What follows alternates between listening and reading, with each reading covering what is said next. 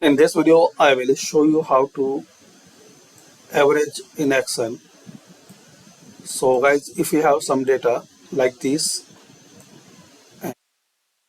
average,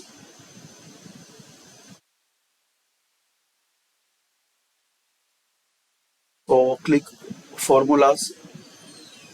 Now click here, this drop down and select average.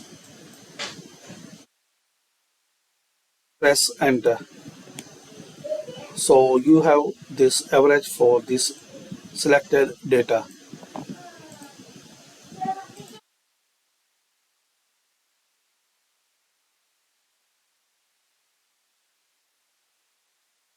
$79.75. And if you need answer for any another cell, so just select it, formulas, and here select average. Now select this cell. Press enter. So thanks for watching. This is the method guys to get average in Excel. Share, like and subscribe this channel.